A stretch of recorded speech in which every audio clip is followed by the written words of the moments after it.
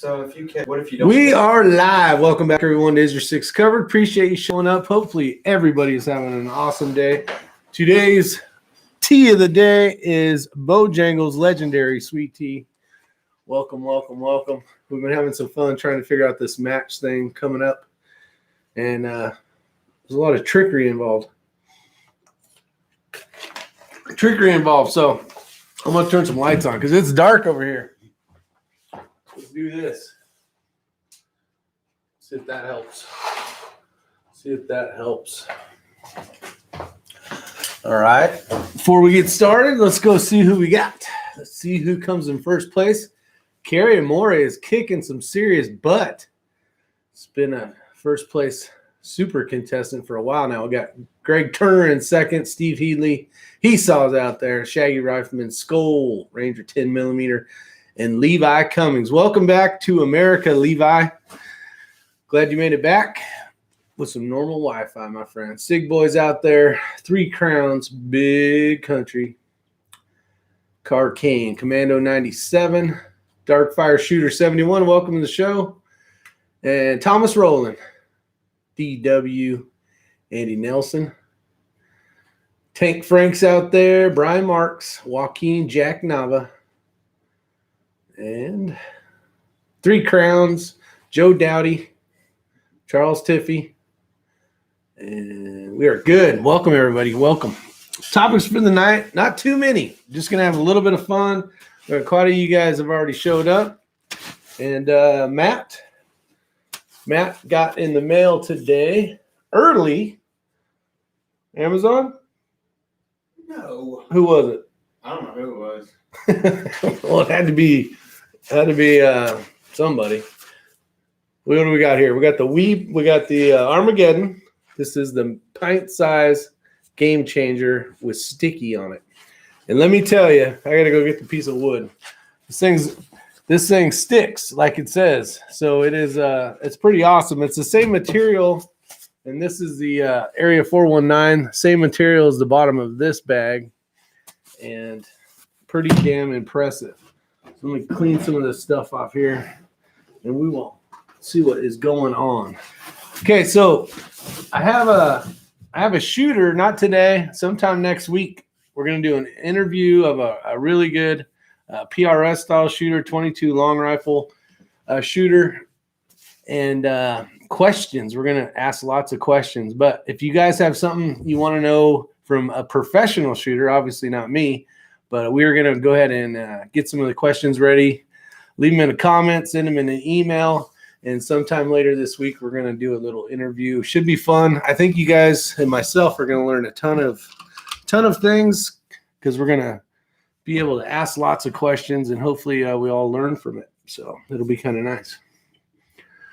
We got Mano018 out there. Silver Fox is in the house.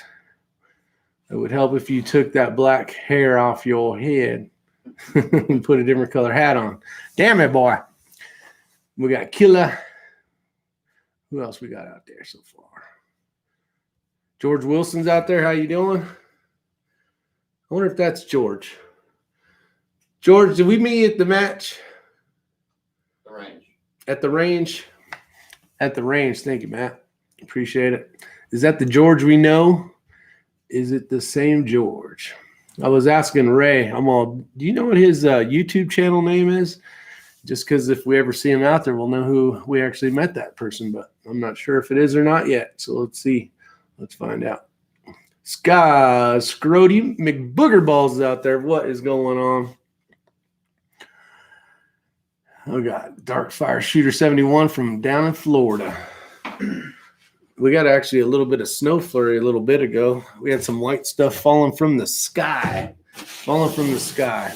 So I picked up this. This is the mini fortune cookie. It's got a material on the back to help keep it from getting it worn out. And the one thing I did notice is I like this bag in a lot of different ways, and I'm still trying to figure out if this one, haven't had a chance to shoot Matt's. He just got it this morning, but I think this is pretty damn nice. Problem is you cannot get this in the schmedium, which doesn't make a damn bit of sense. So they make this in the full-size game changer, which is this size here. Thanks, sir. You can see this is a full-size game changer bag. And then you got this guy on top, quite a bit smaller, but it is, I don't know why you cannot get a medium with this sticky stuff on here. But the problem also is we were looking it up earlier. I think Ray was looking at this size bag, almost with a certain fill in it. No, game changer. Oh, the Sticky. full size game changer with this sticky. $195. $195. That is a lot of money. So for this size, with the sticky on it And go light fill. and the light fill, almost $200 once it's shipped to your door. For No, 220. it's over 230, I think, with tax and shipping. That's a whole lot of money. Is that straight from Armageddon? Yeah. Wow.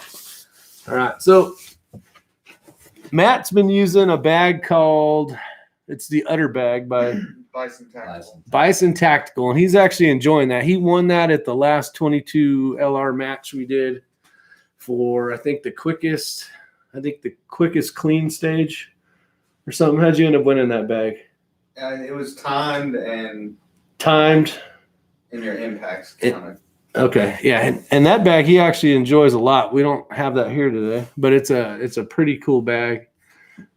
I can see it being pretty useful in a lot of, especially like on a roof prop, and most importantly, probably the tank trap for sure. Let's see what we got out here. Silver Fox is only joking. It's all good. Silver Fox. Let's see here. 3 crowns, 22. So I did some filing today. A lot of people would say this is probably a bad idea, but the person I picked up the rifle from, actually the follower on the Voodoo mags has about less than 1/4 of an inch. I sanded them down, and it basically brings that bullet point up just a little bit more than it does normally. So I did have an issue with the 15-round Voodoo mag. It's the all steel one. And what's happening is, and you can put them in there perfect and really got to watch it when you go to use it. But every once in a while, that bullet will kind of fall flat. And when it comes across to pick up that round, it won't. So talking to some of the people and seeing what I have seen from the mag that I got from him, he files those things a little bit. I don't know how much. I could basically use calipers and give you an idea, but there is quite a bit. I would say probably a little less than a 1/16th. And it is, you do notice when you go to load the rounds in the mag now, it definitely seems to be lifting the point up a little bit more, which is going to be beneficial. So we went and trained yesterday. Ray got a chance to do some shooting. You probably saw his video. And that was what pistol? The Lago Alien. The Lago Alien, which, man, that's pretty damn cool. I wish I would have had a chance to run over there. I did have a chance to run over there, but my priority was trying to get some 22 long rifle down range. Matt shot it as well. That's awesome. Matt got whooped up on by the old man over here. Nothing new. Nothing new. Yeah, let's see. George goes, no, sir, it's not me. Bummer deal, George. I was hoping it was. Well, if George out there that we met yesterday at the range is out in the chat, type something so we know who it is. Because it would be nice to say hi. It was nice meeting you, by the way. Have you tried the SW4350 yet? Skull I did, but I never got any velocities because Kreideman shot the damn he shot it. The chrono. Let's see. John Elliott's out there. Good evening. Welcome. Grab your popcorn and oh, there you go. He's drinking popcorn and eating whiskey.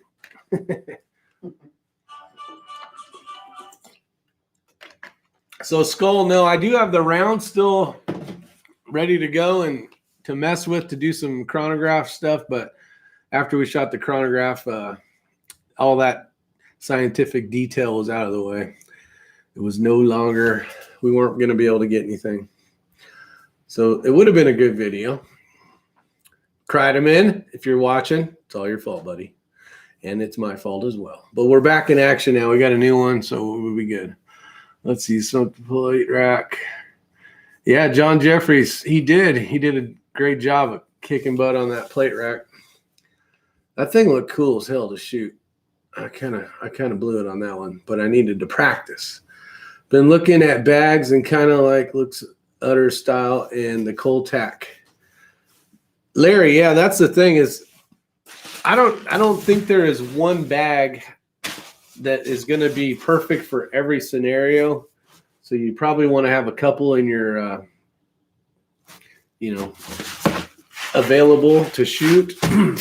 I heard a lot of great things about this. I've owned this one for probably a month or so, and I've been really trying to shoot just one bag, but it's tough because depending on what you're utilizing to shoot from, or what kind of barricades they have in front of you, sometimes you're going, I wish I would have grabbed the other bag. So I don't know what the answer is. I don't think there is an answer. I was actually on YouTube, or not YouTube, but I was on the internet earlier today, just a little while ago, on Sniper's Hide and some other places, and trying to figure out that same exact question. What up, Mr. El Gato Grande? How you doing, buddy?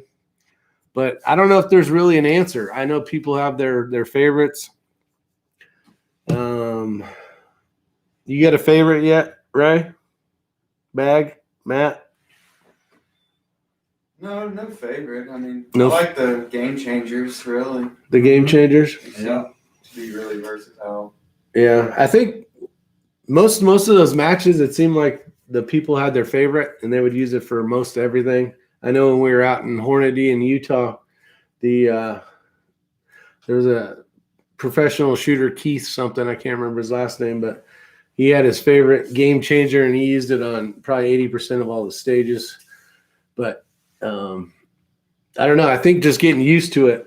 The problem is you got the same bag, right? And then you have so many other options. You got the wax canvas. You got the normal one like this. You got the sticky one.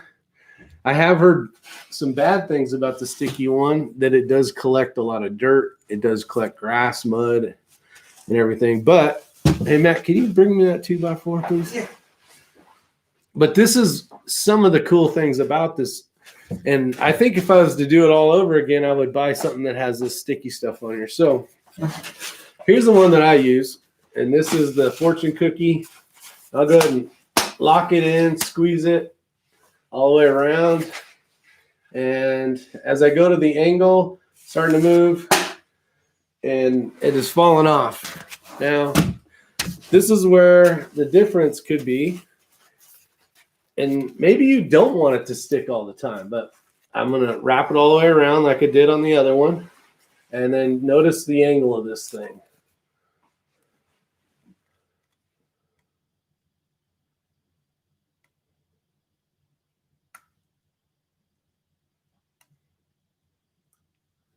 So it does what it says. It is sticky. But look at that angle on that. That's almost 90 degrees, it's probably around 80 or so.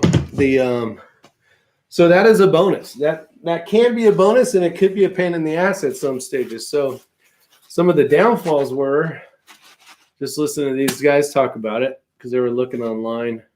If you were going to use this for a cattle guard, which would be a great spot to use this, it's going to wrap around that basically that rail. And then when you go to throw your rifle on there, it's going to be nice and flat. But now when you go to transition to the next one, and now you have the one on top, and you got to bring your rifle through, it's sticky enough where your rifle may actually grab that as you're trying to get the rifle in, and where it may actually fall off as well. So you always got pluses and minuses to everything. On this one, it's kind of cool because on this side, it doesn't have anything.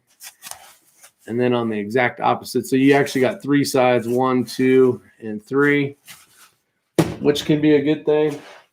This one only has, and it's a completely different material, more rubbery, more like if If you use this bag a lot, it's more to basically keep from wearing into the canvas, I think. Would be the reason why they have that on there. But I really like this bag, but we'll see if this one's a better choice. And I'll probably try using this at the match on the 23rd and see how it does. But they're expensive. I think I paid $65 for this one on Amazon. And this is the Weebad. If you guys are not familiar, Weebad makes this fortune cookie. This is the pint size. And then these ones are Armageddon gear. See that there, as well as this one. And then we still have Old Faithful. These are the Sandsock gear. This is one of 3. It comes in a kit if you desire to buy it that way. But I've used this for a rear bag a lot. Actually using this more than the smaller one now. Seems to work better if you have your bipods up too high, because you got to guess on everything before you get down to the stage. Say it's up too high and you're actually shooting lower than you thought. You can at least bring it up like this, where the smaller bag, you can't bring it up that high. So you can have some rear support for sure. The Tactical 2x4 is a shorty. Yeah, this is, I had to get a tax stamp for this because this is considered an SBR. So we got that going for us. All right, let's see. Rick, if you want your bag to be stickier, surfboard wax. Nice. I have heard that.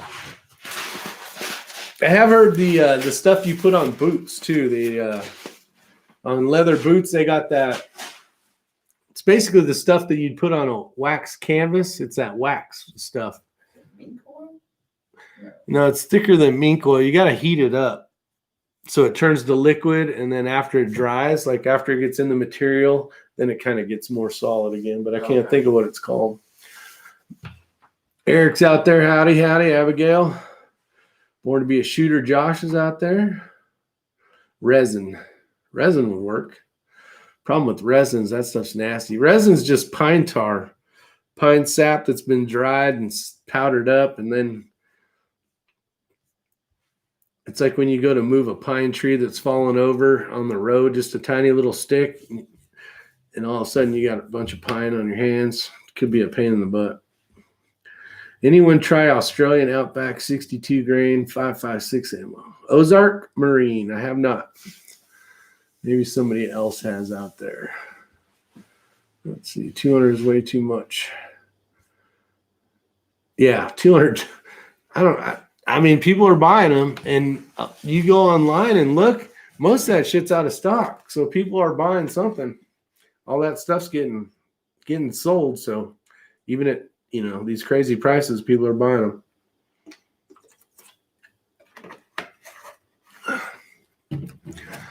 Oh, Armament and Axes is out there. And if you guys have not heard, I'm just kidding, Chris.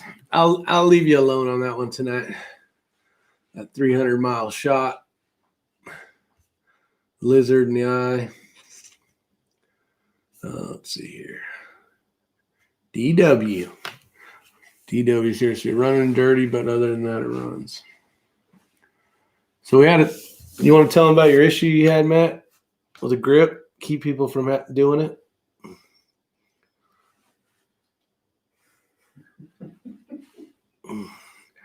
All right. You can tell them. You know what happened. I figured it'd be better if you told them, but I didn't even know what I did, apparently. So if you guys, which you wouldn't know yet, but you'll know in a second. First time I've ever done one. Yeah. So Matt was working on his rifle the other night. You saw him. He was cleaning it out, cleaning the barrel. And in order to clean that one, you just have to drop the cheek riser, but I wanted to take some more weight off of the gun. Yeah, so he took the rear stock off basically. Took on the NV Pro Junior JV. It's got the tube like a buffer tube style, but inside of there is a bunch of weights. And he decided he wanted to lighten it or make it heavier. I just need to lighten it. Lighten it a little bit. So he took that off, and in order to do that, he needed to take the grip off. Well, he took the grip off, And when he went to put it back together, he cross-threaded that bad doggy. So the aluminum, not that it's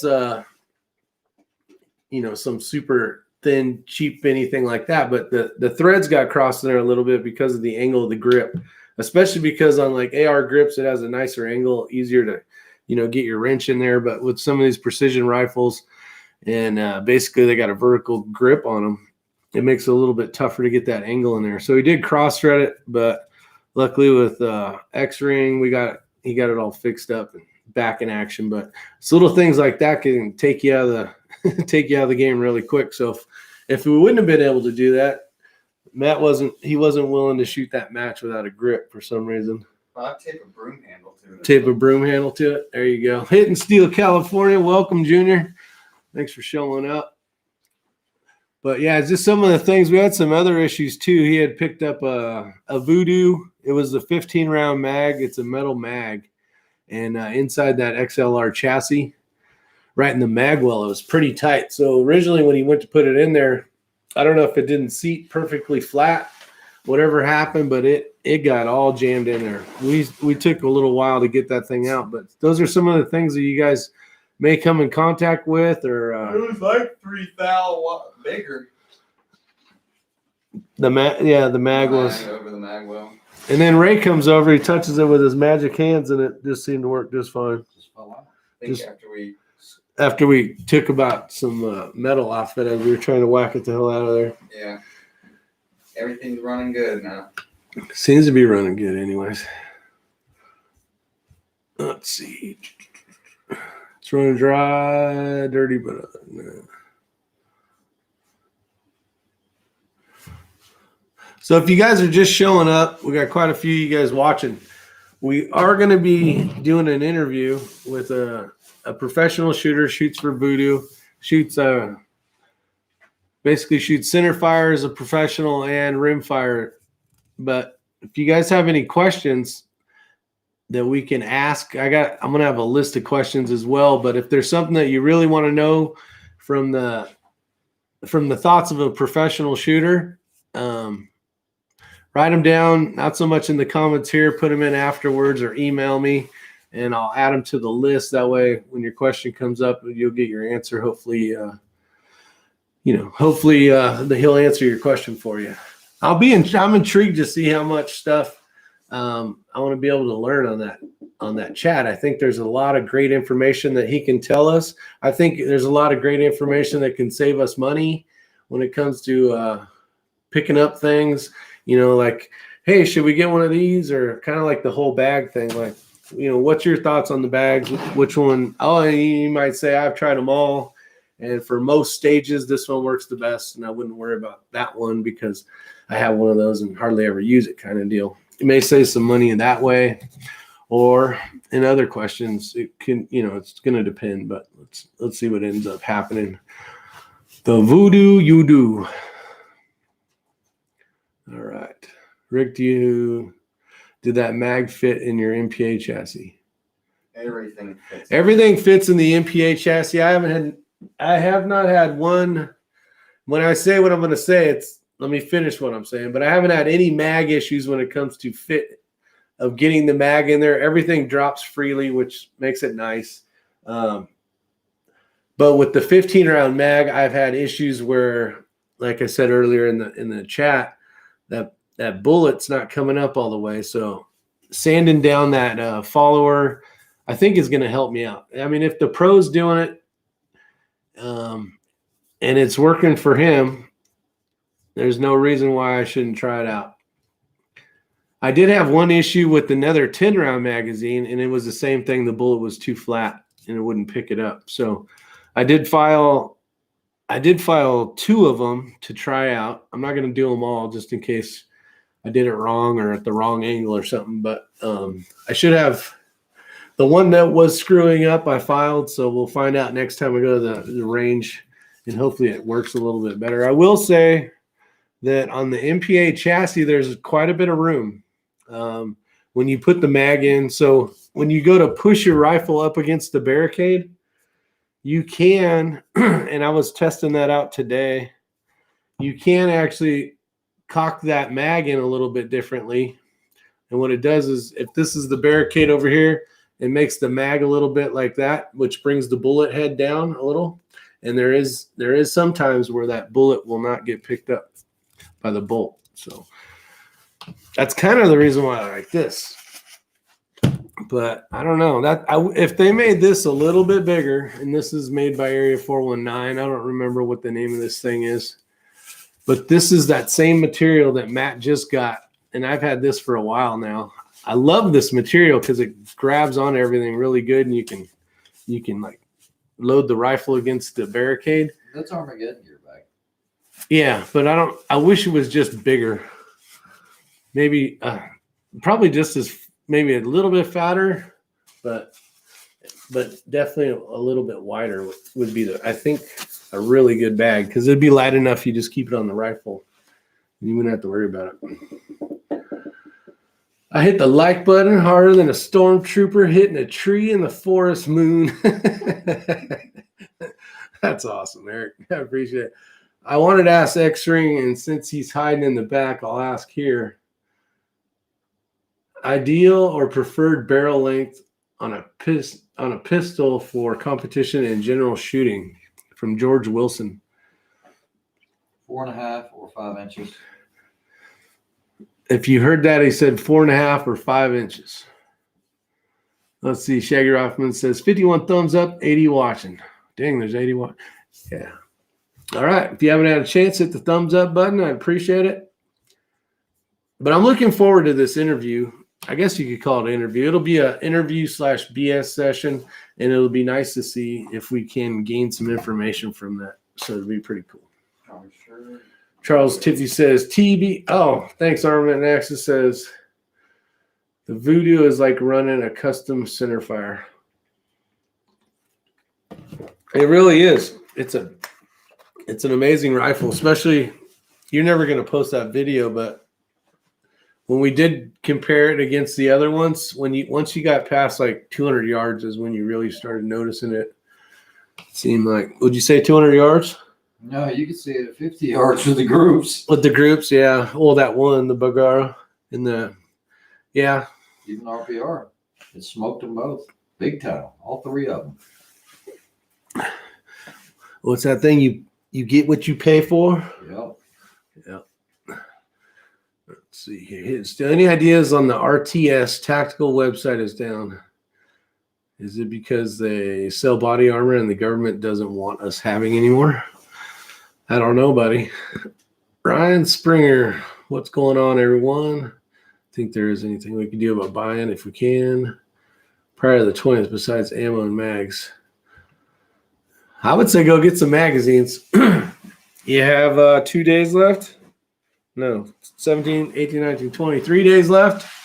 If you can, go get a few magazines. I think they're going to really hit that hard, but we'll find out. It might just be everything. Anything that goes boom. I don't know. Hopefully it doesn't. I watched a video someone sent me right before this, and I was like, it's kind of a mini conspiracy kind of video, and I was like, man, I hope that doesn't happen. But I'll leave that for later. Let's see here. X-Ring Rick, what are your thoughts on Excalibur barrels? Kenny uses those, but I don't know if I should get one over the top tier barrels. Shoulder barrel. Oh, Brian Marks, yeah, he's working on building a rifle. Getting a rifle built by Kenny, I think. I ended up going with the Douglas. I'm going to agree with Charles Tiffy on this. I passed on a good deal on an Excalibur barrel from Kenny on a build, and I know Kenny likes them, but I did a ton of research because I am such a Bartland/proof guy, and I didn't want to take the chance of a hit or miss, so I passed on it. Literally a hit or miss. Literally hit or miss. It's true. Excalibur barrels are hit. Oh, there you go. Hit or miss, Charles says too. You guys and your hit or misses. That's what happens when you shoot a rifle. You either hit or miss. Shooting in the cold weather yesterday. How much fun was that? Miserable. Well said, Matt. It was I had my pants on that had like a built-in what the hell are they called? Flannel. Flannel in them. those definitely helped out. Feet, on the other hand, were a little cold, and Camera's out of focus. I know. There we go. But I think it was well worth it. It was a fun day. I shot 300 rounds yesterday, and I didn't have to come home and reload them up, which was even more awesome. How many rounds you shoot, Matt? 100. 100. That's because you were down there messing with pistols. You missed out, man. Yeah, I did. And you didn't shoot hardly anything, Ray. I zeroed the CZ, and that was it. Man. Scholes said he took my advice and went and borrowed one. With the one Kenny built him, and he loves it. Yeah, Bartlands are good. Vince Stone, how you doing? I like Kriegers too.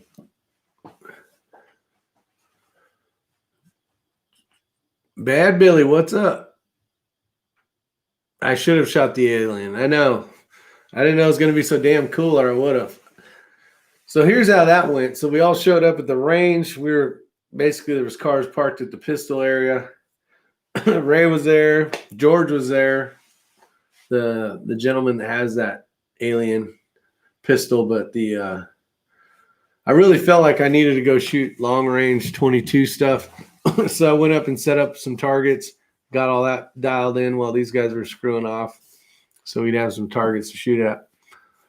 But yeah, after watching that video, I was like, man, that would have been cool. It is what it is. Maybe I'll get a chance to shoot it later. Never again. Makev, he says he's taking his Bergara B14R, shooting quarter minute 5-shot groups and consistently hitting 500. That'll be your match winner right there, Makev. Yeah, Makev. Is he the one that sent you the pictures yesterday? No, I don't think that was Makev. No, Charles, I have not had a chance to shoot the Dasher. I've been too busy with this rimfire stuff and getting Ella's rifle ready. Yeah.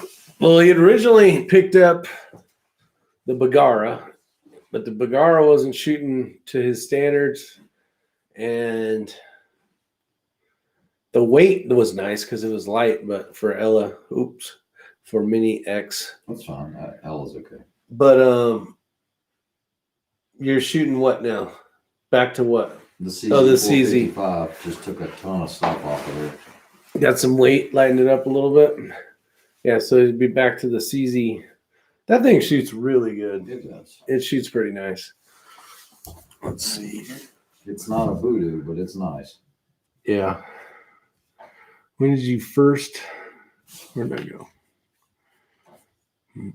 When did you first spot your Ruger? Was the bolt action kind of gritty?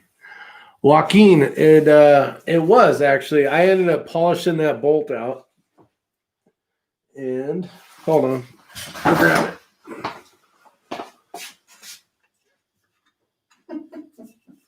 Don't even start. Okay. Where's that button? But polishing it out, I think I actually weakened the extractor spring. So you can see it's all nice and shiny. So I polished it out really nice, and it did smooth it out, smooth the bolt out. But when you take these little clips off here, the extractor spring, this is a new one, I had to replace it. But I was having issues, and I think 50% of it was I was running some really old waxy 10X, Ely 10X. And then the other half was, I think it was I think I weakened it by taking it off of there. So between one or two of those, but the answer was, it was a little gritty. I polished it all out. It did make it smoother, but I also did damage the extractor spring. All right, I'm going to answer Bad Billy's question on camera here. All right, Bad Billy, I read your question about the Lago arms versus let's say the Akai. If you laid both of them on the table and said I had to compete in a match, I'm going to pick the Akai. Plain and simple. You can't compare the two. Although the Lago offers things that the The Kai does not. Let's say I wanted to be able to shoot in dot division or, something like that. It's just so easy to switch where I wouldn't have that capability. But you're also talking about a pistol that was originally $5,000 as opposed to that a Kai, which was about $6,500. The trigger is nice on the Aliens, incredibly nice. It is, and I made an error. It's not a striker fired pistol. That's a hammer fired pistol. But I didn't know it wasn't my pistol. I tried to get as much information as I could about it. But basically, it uses this mechanism inside. It has an internal hammer. So while it is good and while it is very, very flat, and like I said, I'd have to have more time with it. I know right now at this point I'd be faster with the Akai. What was the impulse? Matt, compare it to an Infinity. Same question. What was the impulse on that? All right, so we're going to do the same thing because Matt has an Infinity. Bring the chair over, or had an Infinity, and he had a chance to spend some time behind that Alien. What's up, Mr. Matt? I think Ray hit the nail on the head with that. The Alien has things that the Akai and the Infinities don't offer, which is the ability to swap over to a dot in a minute. Yeah, it was. I think you did it less than a minute. Less than a minute. But I would still go with the Akai for sure. They're Or good. an Infinity. Yeah, they're good guns. They really are. You just have to shoot it and see what all it can do and fondle the pistol to really understand it. Do you think the low axis made you faster? I don't know. The owner was very gracious enough to let me shoot maybe 20 rounds total-ish through the gun. I think if I had more time, I could get pretty quick with that gun. Yeah. I know I could be quick with it. I don't know if I could be as fast. Start running some we're talking about custom weights and everything else. And all these 3-4 loads through it. Yeah, exactly. Yeah. We don't know what it's like with powder puff loads. Hey, you just don't know what you don't know. That's right. The other thing too is Razor JB commented yesterday, and I have a lot of respect for him, but he said there's been a lot of complaints about that Lago having feed issues, or not feed issues, but reliability issues. Now I do know that George, when we were shooting the pistol, he said, make sure you bring full metal jacket, no lead rounds. And I know most of your competitive shooters are shooting lead or some type of coated lead or something like that. They're not shooting full metal jacket. He said that was a big issue with it. If that system is anything like the P7, which guys, I honestly think they bought that piece from H&K because it has the same dimple marks. It has the same everything. That's a P7 operator is what that is, or gas piston. So if that's the case, I know that the P7 was plagued with getting really, really hot after, just a short amount of rounds. This one, you have the barrel to shield that. So you wouldn't have that issue with the heat, but I'm only guessing here, but no, I really like the pistol. We had 0 malfunctions. I think by the end of yesterday, we had close to 500 rounds through it, and there's not been a single feed issue with that one. So I don't know if it's something that, would rear its ugly head or later. They might have fixed it. Yeah, it was in the 300 serial number range. George also had some unbelievable JP rifles, some PCCs. I wanted to review those, but it was so cold, and I really had to get some rifles zeroed. So I couldn't spend all day with it, but big shout out to George for allowing us to shoot Thank those. you, George. Yeah. It really is a work of Brandon got his bag in. Because bad enough. Yeah, Levi, we run the Garmins. These are the Phoenix. All of us run these things. I mean, they're just great watches, but they also have one with applied ballistics now. He doesn't wear a watch or carry a pistol, so he doesn't count. Jeez. You just don't know that. Damn young kids. You don't carry a pistol. Damn young kids don't wear watches anymore, I don't think. Glock 22. I don't even own a Glock 22. I got one right there. Yeah, he has a Glock 22. I have a 22 and a 24. You own a Glock 22? I do. Very nice. Oh, the Glock 44 is being 22 long rifle, but the Glock 22 being a 40 cal, I don't own any. Yeah, there was I don't know who it was, but they bought their wife a Glock 44. Oh, 3 crowns. That is a great question. How important is brand of 22 long rifle ammo for matches? Like 98% it is so important. I can't even tell you how important it is. It's that important. Right if there. This is important, it's that important. It's up here. Okay. Yeah. It is that important. You want to tune it because every firearm. I mean, it could be sequential serial numbers, and this is straight from the mouth of the guys at Lapua. I mean, you could have serial number 1 rifle and serial number 2 rifle. One might love that lot number, and then serial number 2 will hate it. It'll be the worst grouping ever. Shibalseki says his wife picked up some spicy stuff. What's up, Shibalseki? Hey, Shibalseki. You got a nice package coming. I don't know if you'll like it, but make sure you respond back when you get it, because you have no idea what you're getting. So that'd be cool. Damn. Sounds like a cool prize. Yeah, nobody even knows what I sent them. I didn't even tell you. Yeah, I don't know either. Yeah.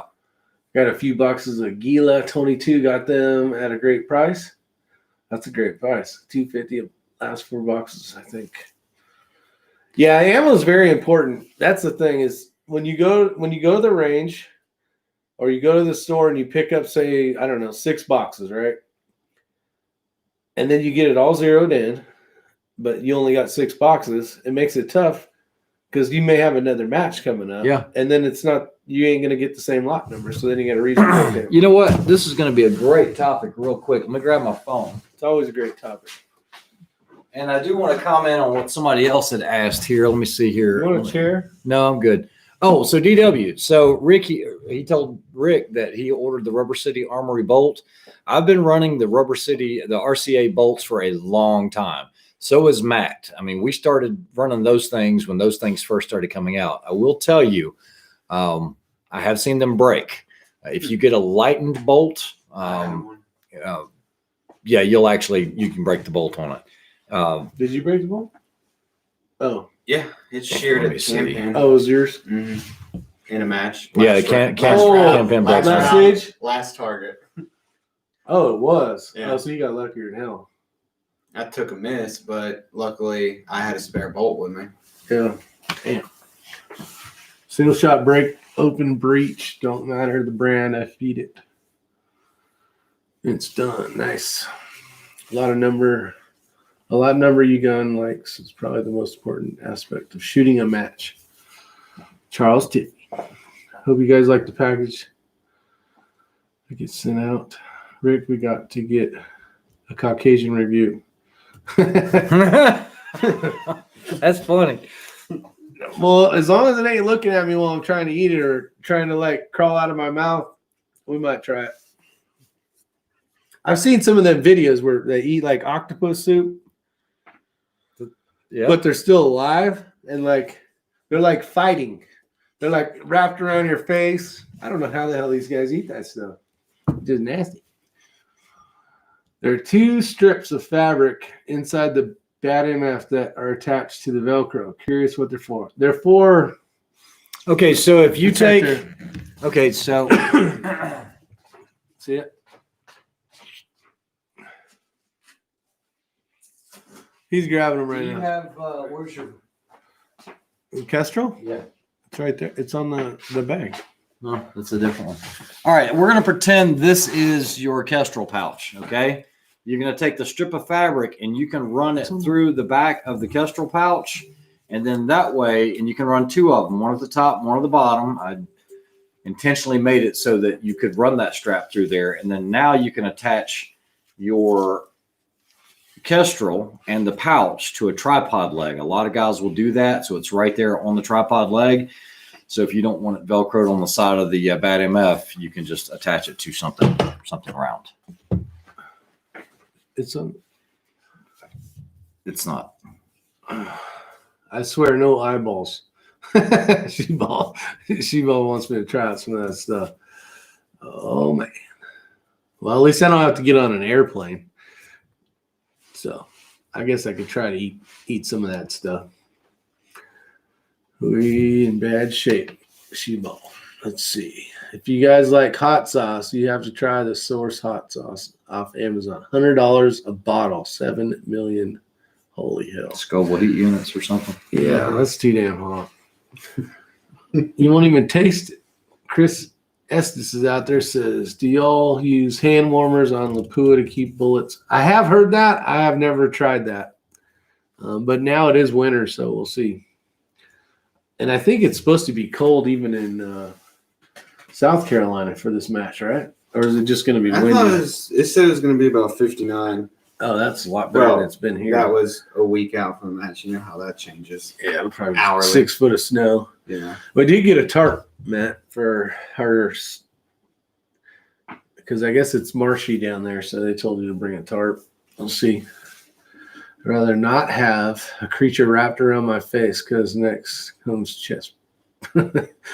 Yeah, I don't know how they eat this stuff, some of that stuff. I have seen it, like fighting to get out of the plate. Okay, so for those of you that might not have seen this on a previous chat, so my voodoo was sent to Lapua for testing in the tunnel test, which they basically have a 50-meter and a 100-meter tube test where it's a big tube where there's no outside influences or anything else. They actually take your action, they bolt it to a concrete structure, and they fire 10-shot groups. You pretty much have to tell them what ammos you want to test as far as like, do you want to use Midas? Do you want to use Cinerex? They won't do SK for you. But what they're going to do is if I tell them that that's in my price point, I didn't want to have to afford Midas. Okay, it's considerably more in price than Cinerex. So what they'll do is they'll run like 10 lots, 10 different lots of Cinerex. And then what they do is they email you the results of what those groups look like. So guys, these are the 50-meter tests here using, let me get it to focus, using Cinerex. Okay, so you'll see these are 10-shot groups and you'll see all the tendencies. You'll see how big that one is. You'll see how much smaller that one is. And then they go to 100 meters and 100 meters. Oh, hold on. Fudge. Fuck. What? Nothing. My real name's on there. And we got that going for us. So it'll give you groups. You guys touched on this the other day, meaning the Shibal Seki was trying earlier to be funny. Did not work. Let's see. Rick, have you heard any heard of Sonic ARs? I bought one of their bolt carriers. I hope they're good. Actually, Joe, I'm not sure on that. I'm not sure on that. Let's see. If anybody knows bolt carrier groups, it's going to be Coda Boy. He did a test like a few months back where he grabbed like 30 different ones, or I can't remember the amount, but it was amazing. RC Helleman's out there. How you doing? Maltese Straps, was wondering it myself. Yeah, I thought mine was sitting over there. I guess not. So we'll see.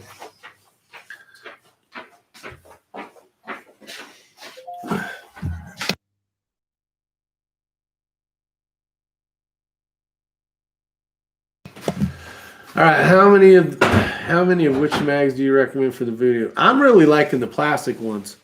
The steel one that I have works fine or fits fine in my rifle, but I'm still going to tweak a little bit with the feed ramp because it's not feeding as good as it should. But and then Matt had issues if you're putting it in an XLR chassis. He had some issues with the tightness of it. The magwell was really tight, so that was kind of tough. And it does not fall free when he puts the steel ones in his. I don't know if it's steel, it's aluminum. When he puts the steel ones or metal ones in his magwell, they don't drop free. So I don't know if the tolerances are a lot tighter, I'm assuming, on that. But I've been having really good luck with the 3-pack. So I had bought the 3-pack of Voodoo Poly 10 rounders, and those seem to be working flawlessly, basically. Especially now, I did have a feed ramp issue on one, and I think it's just more. They work fine. Like Ray and Matt's having no issues. I'm really not having any issues, but I want to kind of, once you get one that doesn't feed correctly and you're already in position and you have to take the mag out and then basically start over. And then if it's a 10-round stage and you basically are chucking one that you kind of dinged up, now you're already down a round. So you're kind of screwed. So I would like to get some of the metal ones, the 12-rounders, just load them up with 11 for a 10-round stage. That way, if you have any issues, you'll be able to at least mitigate it and continue on without really wasting too much time. But no problems. But I would say if you're getting one or if you're looking into it, the those polymer or plastic, the 10 rounds were really good. Brian Mark says it was blurry. Don't worry. Hopefully it was. How many of which mags do you recommend for the voodoo going? That's exactly what I ended up buying, Richard, was the 3-pack, and then I bought a 115 round steel. I think steel is the only way you can get those in the 15 round mag. But I figured that way I could, 15 rounds, 12 round stages, anything in between, you can run that 15 round mag and be pretty good. Let's see. Yep. Yeah, old knucklehead. Have you tried adjusting your mag stop? Ray's outside. I think he might have went home. I don't know where he's at. I can hear all my ring things going off. Oh, maybe not. Guys. Well, sorry about that. No, I guess sooner or later it was going to come out. Let me go ahead and show you this and finish up this. So, guys, this is the 100-meter test. And if you look at the 100-meter test, that is a horrible grouping with Center X. The only thing they changed was the lot number out of Center X. You'll see this one was larger, this one was smaller. I like that. Now, this one was small, not only at 100 meters, but also at 50 meters. So that is the lot number that I ended up choosing for it. And, I didn't understand. I said, how can lot numbers change so much? And the guys at Lapua told me that they actually change up every lot number slightly. On a little purpose. bit different of powder, a little bit more priming compound, so they're not the same. So that's what you want to do, is you want to be able to buy enough of the same lot, and their recommendation is to get enough to last a year or two. And so that's what I did, was get enough to last for about 2 years. I don't think you can shoot out a 22 rimfire or anything, but either way, it does make a huge difference. Could I got tighter groups shooting Midas? Probably so, but now you're talking about a substantial increase in cost. Yeah. Yeah, we can kill that after. Let's see. I think the 3-pack and the 15 would be fine. You guys got any other thoughts on, who was it? Richard Arthur out there was wondering, how many mags do you recommend for the voodoo? He's going to call. He was thinking about getting the 3-pack and the 15 round mag. I think that's maybe a 12 rounder. 12 is the number one mag that your special host or your special guest is going to be on here with. He runs 12s more than anything else. 12s, just to have the option if one screws up, you can. Correct. And a lot of stages, and I can see that stages. They are 12 round stages. So the only problem with that is you can only get them in a metal, which is fine. But the problem is they're always sold out. I haven't been on that website where it's actually available to pick up. You were just on there, weren't you? Yeah, they have them. And they did have them? Oh, the 15 rounder. No, not the 15 round, but the 12 Yeah, and round. they're aluminum, by the way, guys. They're not steel. Metal. Any updates on the 22 ammo carriers, pen holder, and whiteboards? Yes. Just so I can answer Mississippi Buckeye on this. Those go into production this week. I'm hoping to have some at the match this weekend. When I go down there, they're going to have just enough for us to have them. And I might have one or two extra because I know some of the guys that watch the channel bought those bags. I saw actually one of them send me a picture, and he was able to figure out a way to attach it to his tripod so that it was a tripod, so that it was a holder, like a data holder on the tripod itself. And it was pretty ingenious, which we had already thought about that when we were trying to think of a strap that you could use to attach it to the tripod, because a lot of people want their stuff organized where they can just do everything there. So yeah, within the end of this week, and then I should have more of the multicams out as well. Let's see. Keep trying to answer any questions.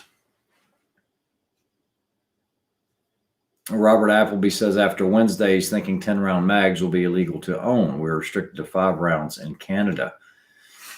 Ray, why would they not test SK ammo on your Voodoo? So Joaquin, even though it is made by Lapua, it's a good ammunition and it's owned by Lapua, they don't consider it a premium ammunition, so they won't take the time even if your rifle's there on the bench, they won't take the time to test the SK.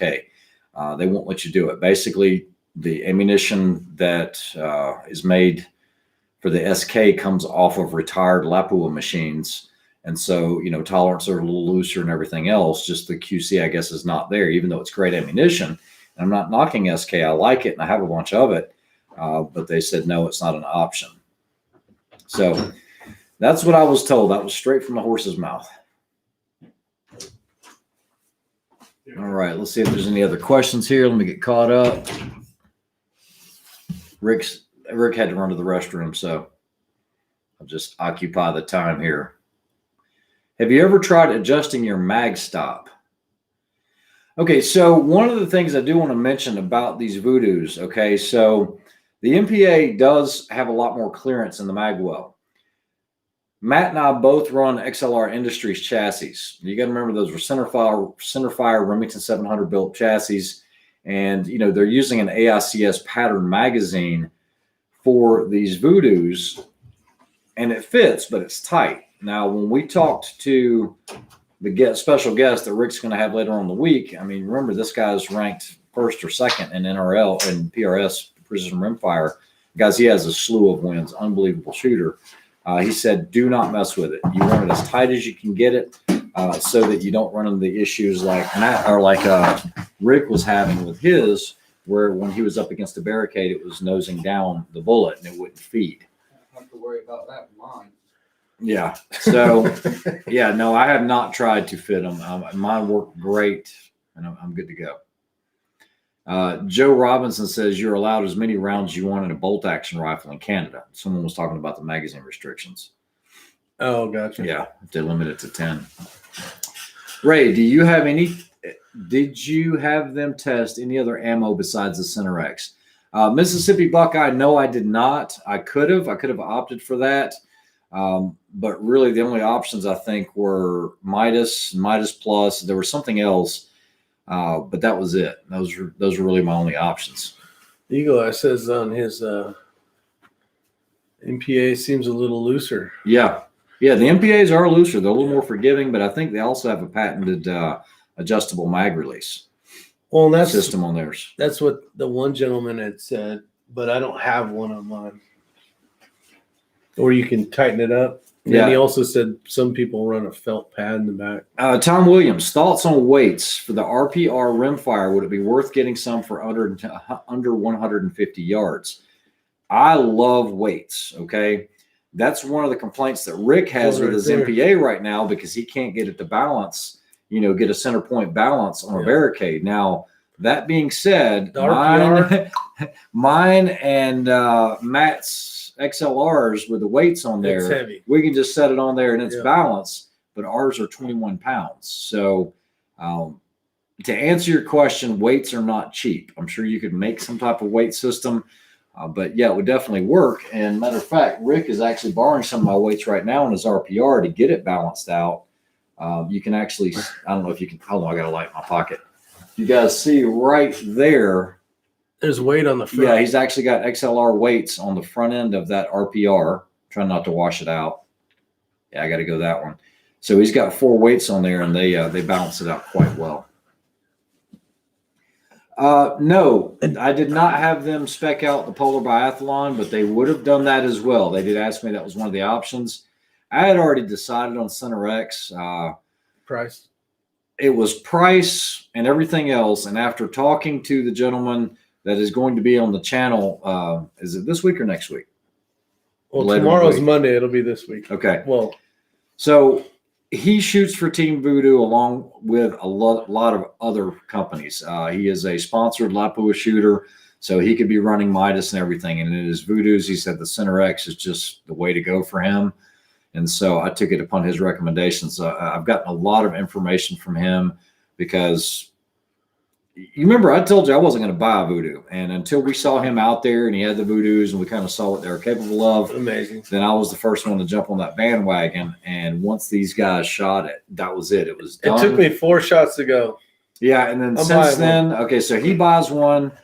Matt looks everywhere for one. And then Brandon, who I had on my channel, that is now getting into it pretty heavily. He bought one as well. I mean, they're literally in a class of their own.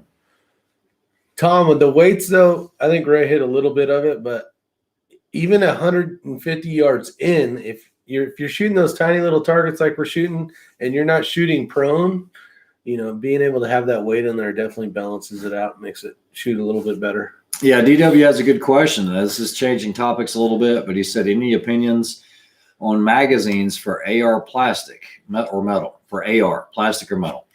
Just ordered 10 D&H aluminum mags thinking they would be stronger. I'm a huge fan of aluminum and steel AR mags. Huge fan. Anything that is a quote unquote work gun is going to have aluminum or steel, usually steel. I run a lot of the HK, the 416 style magazines, the steel mags, which those are the maritime mags. They're very expensive. But if your life's on the line with something, you're going to run those, I think. The mag pulls, I've had too many issues with them.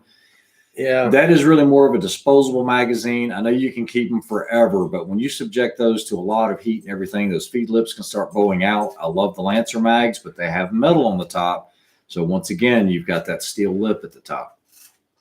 That's just my opinion. Yeah, Eagle Eye, use plastic mags to practice loading perhaps in an AR. Yeah, no, I mean, they're good to take to a practice range and everything else, but I have none that I would I have no Magpul mags that I would grab first for me.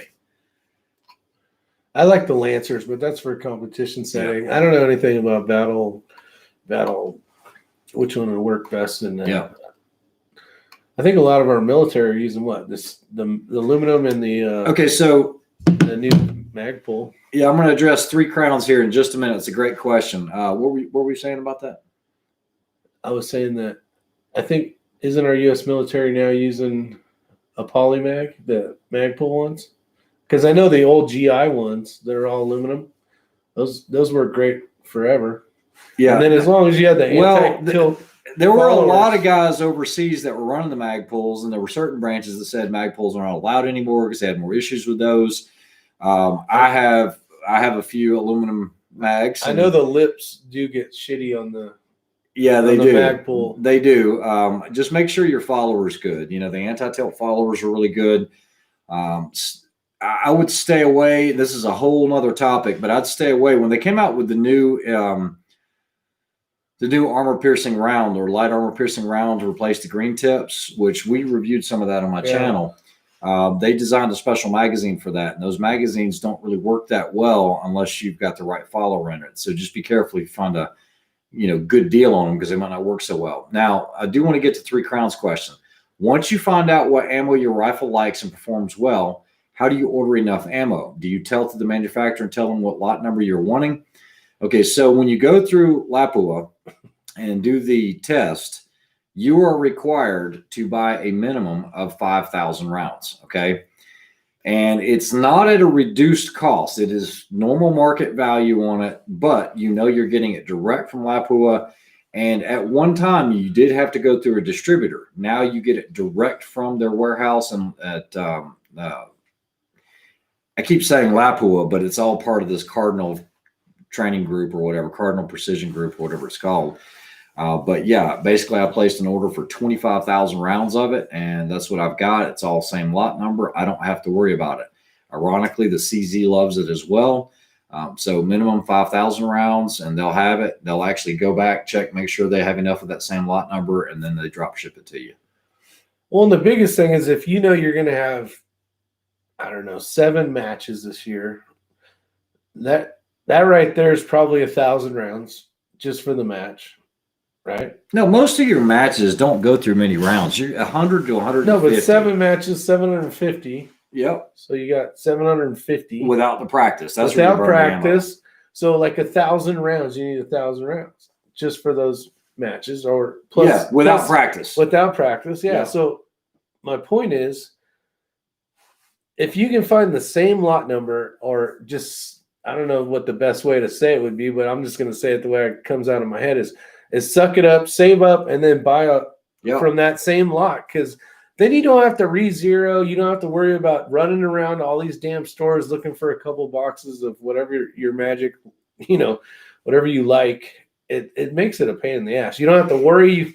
you can go, oh, I can't go practice today because I'm down to 150 rounds and I need all that for. Remember when we were scrounging around trying to? It was the worst thing ever. Yeah, just like yesterday with you. I mean, you weren't out there that long, and you burned through 300 rounds. Yeah, because I have it. I sold some to Kreider, and I sold him some Ely that I had. And he was like, "Oh man, this will last me for." He's already out of it, and I had a bunch of the Ely. He's not out of it, is he? Of the Ely, yes. Oh, the Ely. I sold him a bunch of the Ely. He's like, "Man, I didn't think I'd go through this much," and I was like, "Yeah, it's 22. You will. It's 22." DW, I do want to answer your question. It's a great question. He asks, "Do you think the plastic ones would warp after a while, being loaded and sitting in storage?" So something else interesting about me, you guys might not know. I used to do a lot of R&D on magazines. Okay. All different types and everything else. And a lot of the polymer mags, we would subject them to heat inside of a vehicle, which, inside of a vehicle parked in the sun, you can see temperatures of about 140 degrees. And when you take magazines and store them in door pockets, like a lot of, police agencies do because they have them all over, yes, after a while, those feed lips will become loose and you could actually, but they've got all those worked out. I will also tell you this, if you buy the Lancer mags, they are harder to seat. You really must do you're not going to do a push pull. You're going to do a slap pull because on a closed bolt, they're probably the hardest magazines to seat on a closed bolt on an AR. But as long as you realize that, you typically won't have any issues with that magazine. What's the recommended round count to replace the 22 barrel? There really isn't one, Shabalsiki. A bazillion. I don't think you can really burn one of those out. And that makes it even better. You'll have that rifle basically forever or until you sell it. I thought I heard someone said they had like 65,000 rounds on one before. Yeah, Eagle Eye says, I want to meet the person who can shoot a 22 long rifle barrel out. Usually gets recrowned a few times. Yeah, that's pretty much all you're going to do to it because you got to remember on these matches, we're not shooting, high velocity. We're shooting all subsonic. Yeah. It's lead only. We don't shoot copper jacketed. I mean, it's just, just stay on top of your lead buildup and you should be pretty good. Every 200 rounds, you should be cleaning these precision rifles, and that's based off of the guy that's leading in points in the country. Would you say MDT? Bob Smith's asking, what are some good AICS mags? Where's it at? Okay. What are some good AICS magazines? All right, so we can all jump on this one. We've tried MDTs, Accuracy Internationals, Accurate Mag. Yeah. In my opinion, the Accurate Mags had a lot more slop in them in the mag well, more than any of the other ones. They had a lot of more rattling going on. And believe it or not, for precision center fire, the polymer is actually not that bad. Magpul actually makes a good magazine. I've had more luck with those, not in my Accuracy International because mine's the Arctic Warfare magazine, so it's a double stack that doesn't go to a single, so it's not a traditional AICS. And for the price, you can get those things for $30 as opposed to $90 for a steel mag. Yeah, that's the problem. They're expensive. On there, Who? MDT. Yeah. MDT makes a polymer mag. They make them with and without sight windows. Kerry Emery says practice with SK Match, then use your Center X. Yep, you could absolutely do that. MPA sells all sorts of stuff. Yeah. So MPA, which is was it modular precision something? Except I don't know. It's anyway. They sell chassis. They sell the SkyPod. From. Oh, you mean MDT? SkyPod? Oh, no, it's MPA. Sorry, MPA. Dang, sorry, I might have misread that. So MPA sells a ton of different rifles. They have rimfire setups and where they use a CZ457 action in their chassis. They sell a ton of centerfire rifles. Great guys. I believe that was a spin-off. MPA originated from another firearms manufacturer that kind of went defunct, I believe. And they turned that company completely around. If you guys maybe can answer in on this, but it came from one of these companies that had a really, really bad reputation. I think it was bought out or something like that. But they've done a really, really good job. I've never seen a bad MPA. $50, 3 crowns. That's what Lapua charges. Yeah, $50 plus shipping cost. You had to pay for them to ship it back, right? Yes. Yeah. Yeah, so you're going to pay shipping there. You're going to pay shipping back. I tried to go and ship mine to Ohio. That is one test location. The other one's out in Arizona. Ohio was shut down, I guess, because of all this COVID stuff. So I had to send it to Arizona, which cost me a little more in shipping, about $90 with insurance and all. It was there a week. I had it back in about 3 weeks total. And I was trying to beat the whole Christmas rush and all that, but that's what you're looking at price-wise.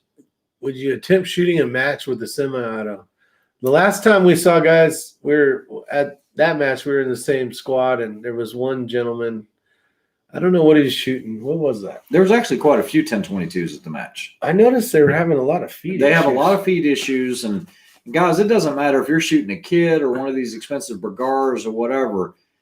You're going to gain some time, but time is at this point in the game, the time that they give you to finish the stage, you got to move quickly, but that's not what's going to cost you the points. It's the accuracy. Yeah. And It's missing the target. I have yet to see a 1022 of any sort. Doesn't matter if it's been accurized like your Tac Solutions or these kids or anything else that will shoot with some of these precision bolt guns, whether it's the Bergara B14R or these Voodoos. It's just insane.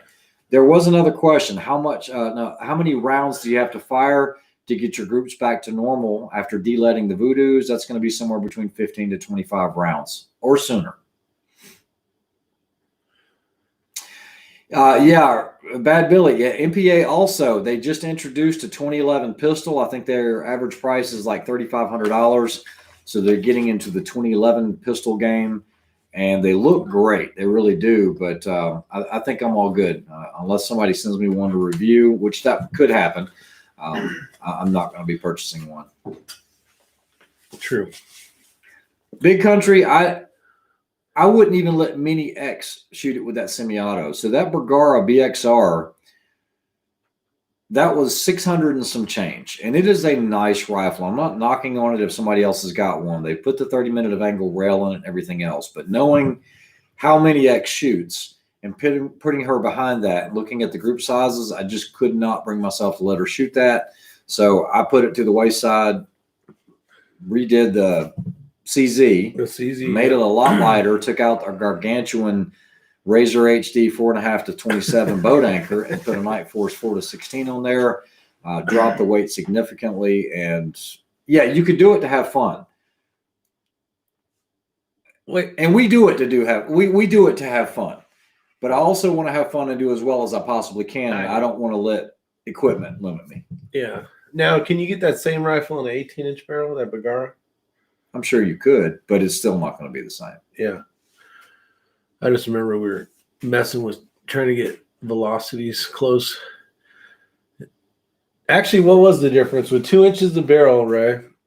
Because you were running all the dope. Do you remember? Oh, the dope was huge. So, like your rifle, say 300 yards, was it more than a couple mils or probably? Yeah, it was a few more mils. You're losing a lot on a 16. I'm still going to say, and guys will recommend it. You need to be shooting an 18 to a 20-inch barrel if you're going to do this precision rimfire. It really doesn't help to go that much longer, but 18 to 20 is going to be the sweet spot.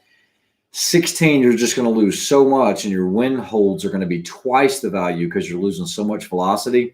If Matt and I are holding, let's say, 1 mil of wind, I want to be holding 2.2 mils with that Bergara, and it was going to be too much. That's a lot. It was that. Yeah, it was that. And I also want to address this other question from start to finish. When you send them the email to Lapua to get your rifle tested, they're supposed to contact you within 24 hours, okay, being a business week. So if you contact them on Monday, they should contact you on Tuesday.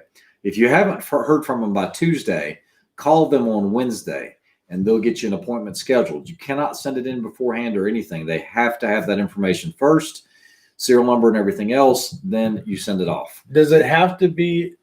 It doesn't have to be a Voodoo. It can be a Voodoo. They have to have a fixture for it. So they have fixtures for Anschutz. They have fixtures for Voodoo or Remington 700 style actions, and they have them for CZs. I don't know what else they have there, but I do know those for sure. That's cool. Yeah, because somebody had asked me a few months ago. No, probably not that long ago. Probably about a month ago. What's up, Chris Smith? How are you, sir? Send in like a Ruger RPR, and I'm like, I have no idea. Big Country says he can't find a left-handed Voodoo. I don't know if do they make one? I think they do But- that, but I think it's a probably single custom. shot. I think it's a single shot. You Isn't might it? be right on Well, that. that's the 60-degree throw one. Okay, maybe so. That one's a little different. I don't know. You may have covered it, but thoughts on the RPR 22? It's a great way to get started. I bought one. Rick bought one. We loved it. We got our feet wet with it. I was able to win that, to come in third place at that match with the RPR. Yep. And it's a great way to start. And you might get one of those guns that just shoots lights out with the combination of ammunition that you have. But it's a $400 rifle. And you can do everything you need to do. It's set up really well. The only thing I'd recommend is maybe putting an Arca Swiss on the bottom of it. Yeah, you need one of those. Yeah, you need one of those. And then some type of dope card of some sort. yeah, it's plenty enough. John Kreiderman, he ended up with the one that I had, Yep. that I started with. And so he's competing with that one and he likes it, but he said he's going to go ahead and buy a Voodoo now. Yeah, he did. He did. He said he's going to go ahead and buy one, yesterday. but they're hard to find. Yeah, super tough to find one. Great questions tonight, guys. Yeah. Like the interaction. Makes it go faster. Let's see. Ryan Springer.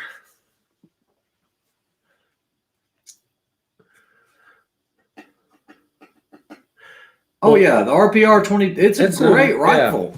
Actually, the reason why that one is still there because it is so great that one's going to end up running the Thunder Beast 22 takedown. What? Skull, CZ 457 or RPR for the first buy. Save up the money and get the 457. Even Matt said it right off the bat. It's a nice You rifle. can't compare the two. You really can't. Although you might not like the magazines on the CZs because they are tiny. They're $35. You can buy the 3D printed. That's I think Heritage Outdoors. You can run the +2, so you can do 12 on there. That's what kept me from buying one of those. Yeah, Was the magazine. yeah. He doesn't like the mags. It's got that little mini AK mag. It's tiny. It really is tiny, but you can run a 12-round mag. But like at the match this weekend, we have one stage that's 15 rounds. No, So 50 Ella rounds. Mini X Ella will have to do a mag change, which is not the end of the world, Nope. but it's also not an enlarged mag well. It's like trying to find one on a Savage or a Kimber. It's the same style magazine. We get some depth. Get you the 457. Yeah. Would you rebarrel the RPR? And if so, what brand barrel? Some of us can't afford a Voodoo if we want to stay married. 3 Crowns, I completely understand that. I totally There's understand. quite a few companies that make barrels for those. There's actually one company, but I mean, you're going to end up paying $500 for a good barrel. I think Lilja makes one for the RPR. I think there's and it's not one of the normal brands that does the carbon fiber. And I think, is there one that Bartland does for it or no? No, I don't think so. So I don't know. I couldn't tell you. Maybe Kenny can. Well, chime in. here's a better question then. Option RPR, right? $400 rifle Yep. plus a new barrel, and you get a better mag, in my opinion. It's fatter, easier to put in, or CZ 457. I'm going to go 457. Wow, why? What are you getting? Okay, so CZ 457s are not that expensive, guys. You can get a nice 457 for what, $500, 400 and some change. I thought it was 11 when we were looking at. Those are precision trainers that have Manners stocks or chassis stocks. You can get a CZ 457 for $500-ish, and it's going to shoot circles around that RPR. Well, good info. Now, if you're going to switch out a wood chassis, which you're probably going to want to do because your comb and everything else on that, and your cheek riser. What has a better chassis? Now you're going to be in $1,000. I've heard you say it a million times. You hate the chassis on the RPR. No, you don't I don't. like the plastic. Oh, I've heard you I don't complain like- about I don't- everything on that thing. You don't like the back end from the grip back. Yeah. That was a huge thing with It's you. sloppy. Yeah, I don't like it. It's sloppy. That thing moves around. But you're only paying $400 for it. So if you want, hey, I remember. I remember. You wouldn't have problems with that extractor if you wouldn't have polished that bolt either. This one? Yeah, that one. Look how shiny it looks. Yeah, the CZ 457 with a varmint barrel threaded is $700. Yeah, with a varmint, so a heavy threaded barrel for $700. $700. Yeah. Bad Billy, I believe, that's the one that said it. Yeah. Yeah, so Otter keeps mentioning the Victrix. Otter, you know, you're, and I don't want to say this and you take it the wrong way. The Victrix, we don't see those over here. They are here. Beretta does own them, but it's very rare to see a Victrix. You're not going to go into, even before all of this COVID stuff and the gun stuff and the ammo stuff. They weren't on the You shelves. just don't see them. I don't doubt that they make great rifles. I've actually had my hands on them. I have a friend that actually shoots for Beretta that carries around a Victrix everywhere, but they're just not. They're not common. Oh, Big Country says they do make a left-handed repeater. Yeah. Cool. Okay. There you go, Big Country. Nice. So yeah, Otter, I wasn't trying to avoid the question. I did see it earlier, but I wasn't up here. I was actually sitting on the ground down there, I think. But it would be interesting to see it, but I've got no way of getting a Victrix. Yeah. It's not going to happen. So It'd be tough. Oh, there you go. CZ457 or the Bergara B14. Probably the you know what? Naomi. I don't know if I'm saying because the Naomi. magazine on the B14 is like ASCS magazine, or not Yeah, ASCS, but Bergara's, full size. And I know Bergara makes a great rifle. Bill Sweeney I shoots might that one. go. I might go Bergara there. I might. That's a tough call. The mags are much better. Yeah. If they would just change that silly mag. That mag's dumb as hell, unfortunately. I don't like it. It's just too small to grab. And it fits flush, basically. When it's in there, kind of, there's barely a little bit hanging out. No, there's plenty. How It much? sticks This out like much? that much. Oh, that's pretty good. Yeah. And that's without the extension. Now, if you run a 5, it's not completely flush like a Kimber or anything, but it sticks out half of an inch. You need a 10 or the 10+2 for the 12. Tika T1 X mags are a pain. Yeah, Bergara has limited chassis options, very limited. That I do agree on. But I don't know. They're really starting to hit the market pretty darn hard. And they do have Bergara does have one that's a chassis system. Yeah, I think a lot of the Because Bergara was actually supposed to send me one of those. 45 auto, Bergara's 1,000 or a little more depending on the model. I think it depends on whether you get the carbon fiber barrel, the steel barrel. Tika T1X mags are a pain. Yeah, James Smith. If there would have been a Tika T1 available, I would already have it. I didn't buy one, but I was going to get one the last time I was in the store over there. I do want to try one of those out. I don't like the chassis, or not the chassis, but the polymer stock that comes with it. But it's a good rifle.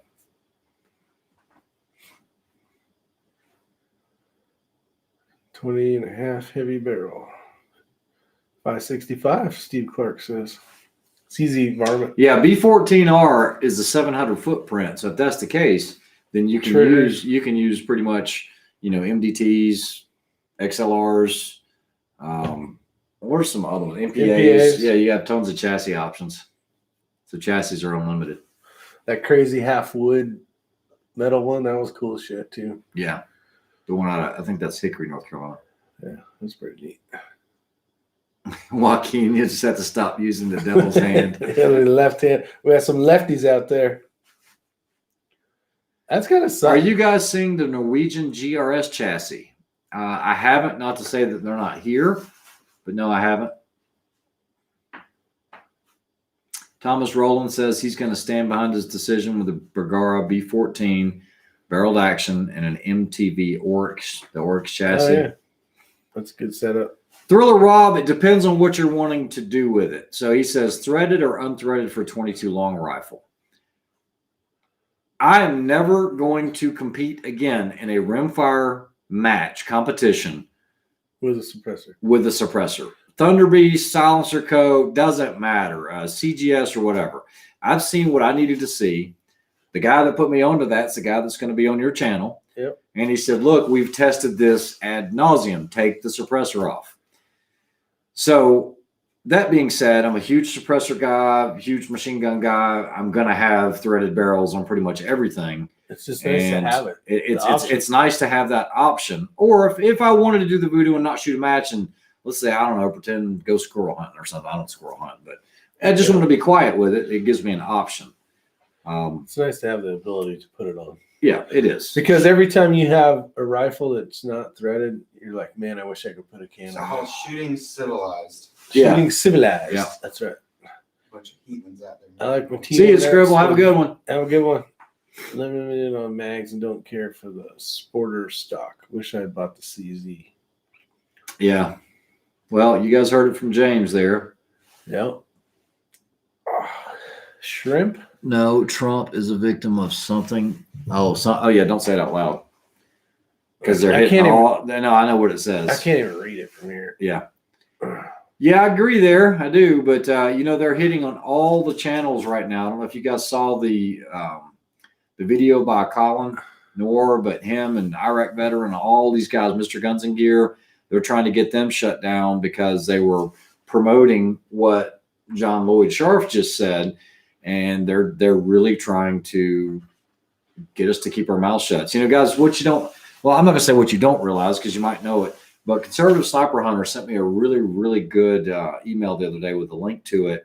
And it really showed what was going on at that rally. And in media, they don't show how many people were there. I mean, there was over 1 million people there. I mean, if you could see it, I mean, it was as far as you could see, every single road just packed as much as you can. Yeah. And I think they really got scared that they realized that the people have the power. And it doesn't matter how many agents you have there, how much police you have there. That's an overwhelming force. Yeah. And I think it was an eye opener for them. So now they're trying to demonize everybody that was part of that. And, I have a huge issue with that. And they're just really trying to just shut us all down. But yeah. Doesn't matter. YouTube channel, and you're promoting anything that's even remotely states what John Lloyd Sharf said. That's so weird. My brain doesn't even let me register. Can you mute that for just a second?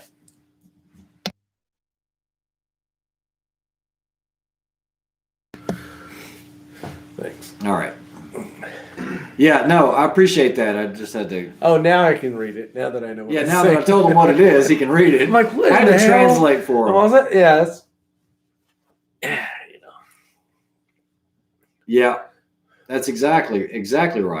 Exactly right. That's why they're trying to go through with this. Hey, this is my channel. That's why they're trying to go through with the second impeachment, even after he's out of office. It's crazy. It's gonna get wild and woolly. Batten down the hatches, boys and girls. They should, Talking Rock. They should be scared of the people. We're the ones with the power.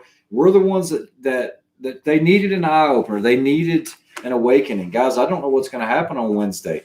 I mean, if you guys have already seen or listened to what all the Biden's going to do, in his first 10 days, everything from the border to you name it. Guys, we're going to lose the country. Plain and simple. Where's my phone at?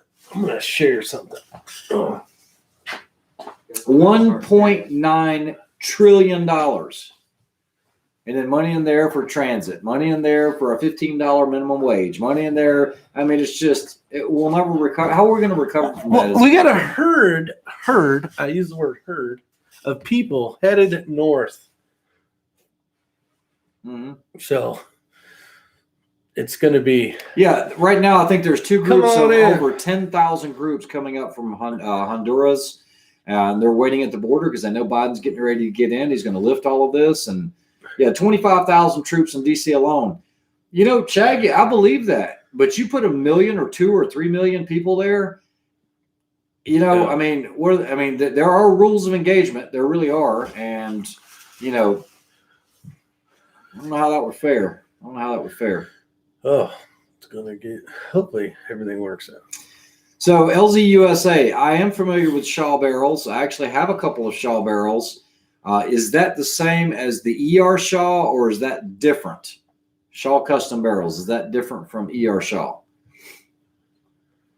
Because I've got a bunch of their AR barrels, and they do seem to shoot. Iran deal, $2 billion for New York. They hate Trump. They hate Constitution followers so much. Impeached twice. Yeah, absolutely. Yeah, I hate it for my women, for my children, my kids. We're going down that path of socialism, plain and simple, and it's got to stop. It has got to stop. Unfortunately, we're going to have to ride this wave for Well, you know what? I don't know how long we're going to ride it. We might not have to. No rules of engagement in Ruby Ridge and Waco. Yeah. However, that was only a few people. You outnumber them by that many. I think it'll be a different story. And then if that something like that were to happen, then I think you would see this huge congregate. I mean, 70 something million. Let's say you just take 10% of that, and you have 7 million. I think it would get really, really ugly. The people have the power. The people have the power. Man, you're on it. No, I don't get into politics, but this is really bothering me. You know, I'm a little worried. So here's what I had seen on it was an Instagram post or something. So they have a plan. This is, who knows if this will be real or not. The reason why they're trying to keep the media and everybody away for the whole inauguration on the 20th, right? Less cameras, less people, less everything, is they're going to try to do some type of, according to that on Instagram, I need to figure out how to put the link on here somehow. Well, while you're thinking about that, 45 auto, you're absolutely right. If you go with that Bergara B14R, you're going to price yourself out of the bracket for production division. So we shoot at a couple different places. One of them has a $1,500 limit for production. One of them, and I think NRL 22X is like $1,050 or something like that. So it depends on which series you're shooting in. I don't even know what Precision PRS does. But you will see that number change. If it is important for you to shoot in production, then yes. But I will tell you, very few people shoot in production. If you have 60 shooters there, you might see 4 or 5 production. Everybody at this match is open except for Mini X. Yeah, there's right. Yeah, I think so. Yeah. One junior. So Matt mentioned, I think everybody's open in this match coming up, with the exception of one shooter that's going to be in a junior division. So if you got a pen nearby and a piece of paper, I don't know who this is, but a friend of mine forwarded me this message. But so I guess either use that name up there. Hopefully that focuses. Come on, damn it.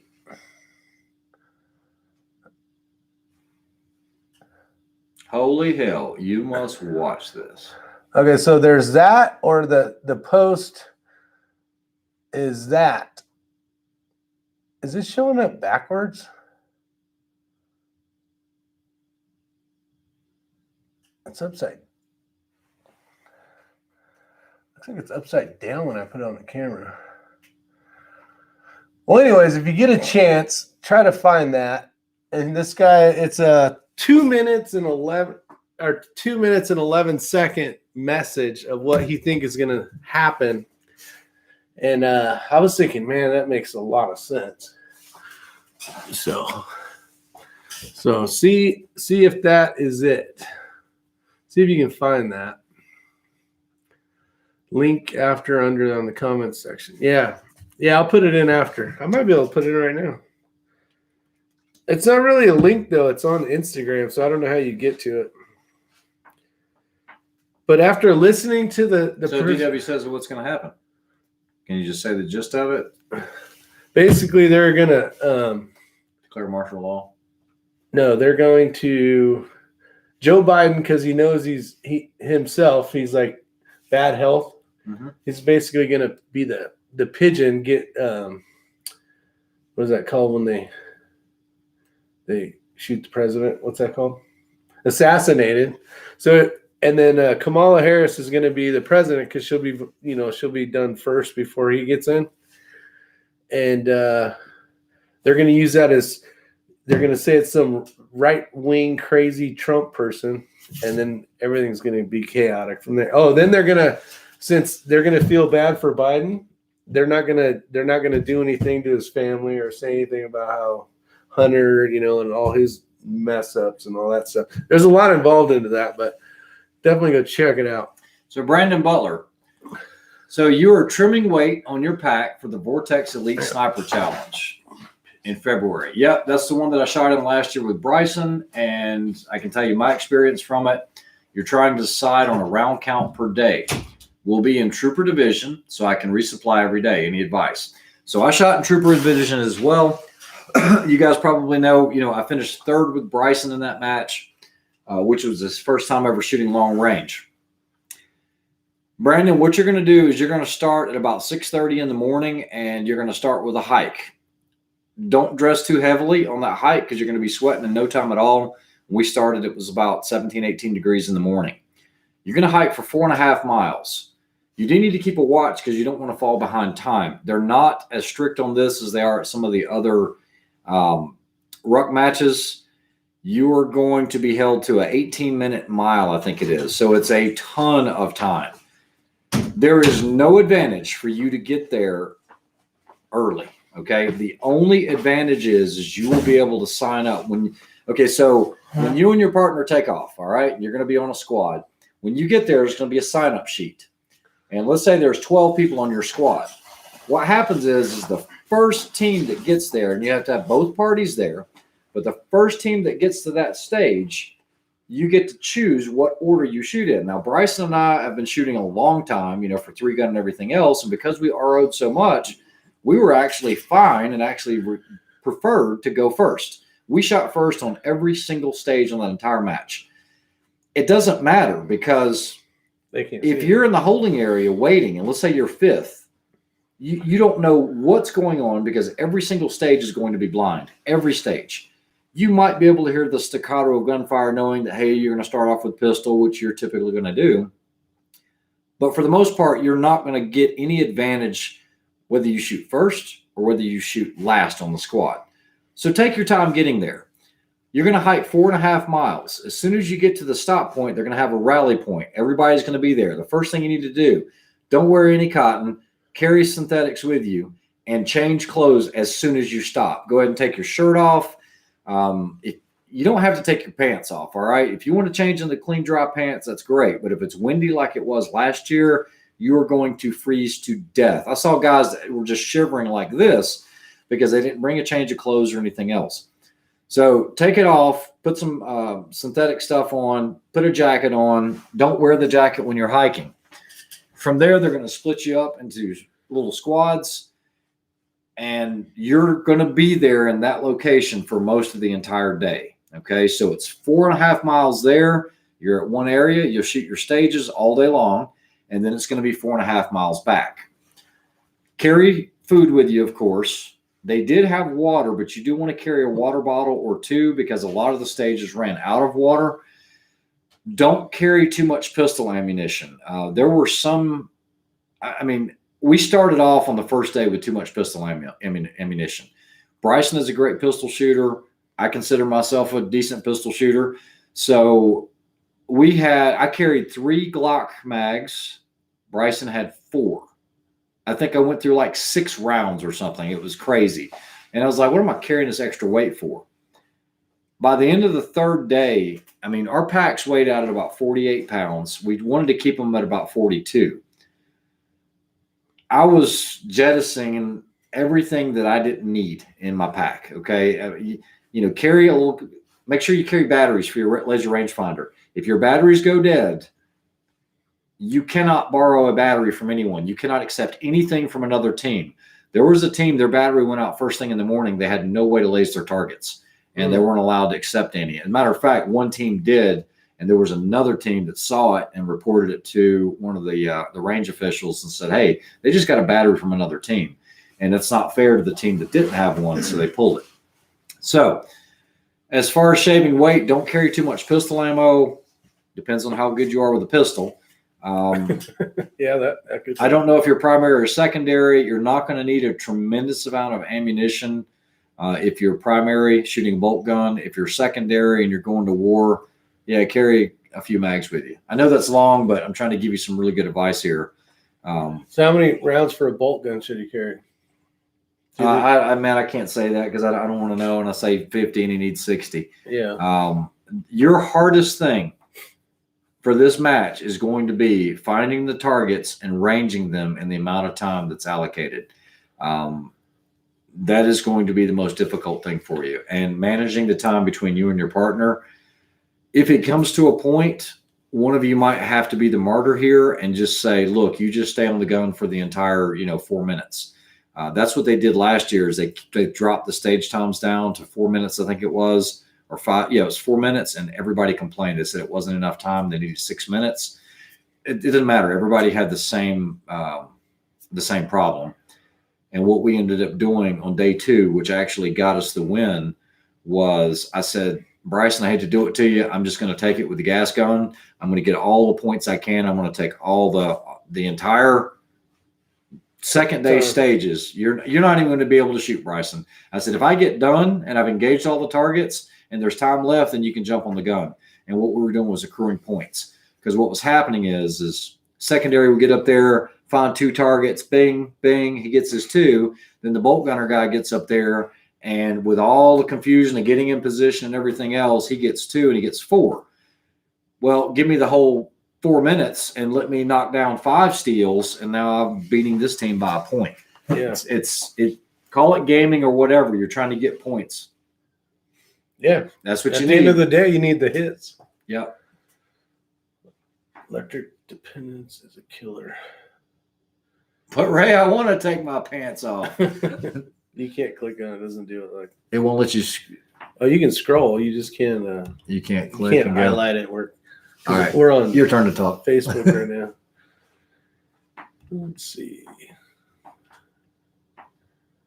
No, we actually met a gentleman at the range last time we were there that's shooting in that vortex match. Yeah, we did. Quite a few. I would have gotten in it, but I knew I was going to be doing this rimfire stuff pretty heavily. We have this match. We have one coming up the weekend afterwards. It was already full. I would have liked to have gone, but I didn't train for it. Well, and the bummer part is the what's the pig one called? Pig River? Pig River. Pig River is the same time as this match as well. It would have been nicer if one of them was this weekend and one was next weekend. I would have liked to try to sneak over there and shoot that match. I bet you would. Since I got some 22 ammo. Keep burning 300 rounds every time you're not going to. 20,000 rounds, I think. Let's see. We are out of shape. Yep, truth freeze. Well, a lot of us are. If only we could be 3 cranes. We Americans are out of shape in general. Yep. You know who I saw on a video today was Uncle Dan. Mm-hmm. So Uncle Dan, he had the COVID, right? Just for a little bit. He's doing good. He's been doing a super good job at doing a lot of exercising and stuff and lifting weights and getting back into shape. He was looking good. It was nice to see him back in action. Does freezing temperatures affect ammunition? Can. The temperature is going to, because the air is going to be a lot heavier, a lot more dense. So it's going to drop a lot more. You're going to have to come up on your elevation. As long as you got a Kestrel, you'll be good. At least close. What up, Chico? Yeah, just think of it as thick air. All right. So in order to get to the same amount of distance, it's got to cut through heavier air. So you're going to bring it up a little bit because it's going to be fighting it as it's coming down. Yeah, Mississippi Buckeye says he always tests the spare batteries now. He's opened up a new packet to shoot. And batteries weigh nothing, guys. All you need is one for your Kestrel, which is a double A. You're going to need one for your laser rangefinders, and then carry some CR 2032s or whatever for illuminated reticle. I know there was some that I had to use illuminated reticle, but we had snow last year on the first day, and you guys froze having the contrast. Off. Yeah, I didn't. Bryson did. Bryson was actually having to go back to back with me for heat or warmth. I told him 100 times, but he's young. I said, don't wear cotton. And I think it was the second stage, the first day, he could not stop shivering. And so we actually got back to back. We were actually shooting first. This is what I did. This is great to tell you guys this. I always take, do you ever see a drop cloth for a tent? And I'm not talking about one of these ones you buy at Walmart, but a good quality drop cloth or ground cloth for your tent. They're super lightweight nylon. They're pretty water resistant. They have a top side and a bottom side. They weigh nothing and they pack up about that big. They're really thin. So I always carry one of those with me, and that's whether to cover up for dust, cover up for anything. If I need to get warm, I can actually wrap up in it or whatever. But I actually carried that, and as soon as we got up to the stage, we were the first shooters. We got done shooting. I don't care what anybody else is doing. We're going to be here for another hour and a half while they're finishing up. So what I did was I laid that on the ground. The other thing is to think about is this. If you're the first shooter, the first squad or first team, when you get done shooting, when they put you in the holding area, you get to choose the ground. You're not left with the crappy mud crap that nobody else wanted. Yeah. So you get to choose where you're going to go. Find a place in the sun. I would lay the drop cloth down. I would lay down on it, put my hood over, and I'd go to sleep. I don't need to worry for another hour and a half. That's your time to go ahead and get your rest, your drink, or whatever. Going first works out better, in my opinion, than going in the middle or at the back of the pack for that match. Let's see here. Yeah, it's either the front or the back because they'll give you time to take a nap. You can't really do it in the back though because you don't know when your turn's going to come up. Yeah. Depending on the powder you're running, just to expand on this a little bit more, it does make a difference because of the pressures that you're going to generate. Once again, we're getting into those drops and velocities if you've kept track of that. But, some of the tricks back in the day when you're shooting high rifle, you never leave your rounds out in the sun. Don't leave them just hanging here, where sunlight's just beating on them because you're going to get higher pressures. Unless you need some extra yardage. Try not to load max pressures in the winter because in the summer it's going to increase even more. That can be an issue. But like even some of the matches, they have regulations on keeping your ammunition in a cooler and things like that. Some of them restrict that to keep those temps down. So yeah, all kinds of stuff with temperature and ammunition. But yeah, it does affect it. If it didn't, why would 22 be made with, they do the polar biathlon and everything else? Yeah, exactly. Brandon Butler. Every time I see Brandon Butler on there, I keep thinking it's Brandon from the other one. Yeah. The other Brandon. Yeah, we won't say the last, sorry. All right, just trying to, somebody. Land of Reindeer. Is Richard Davis on here or RD? Probably.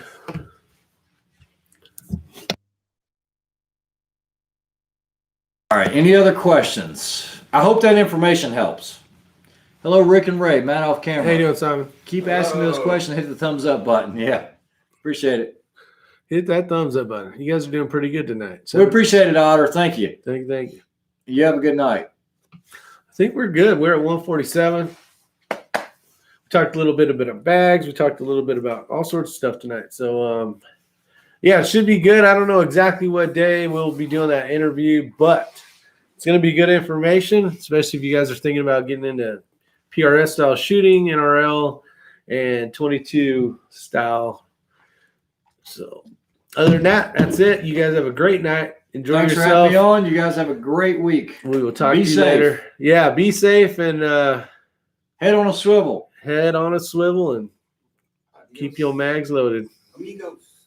And Matt says, adios, amigos. See ya. Thought about throwing that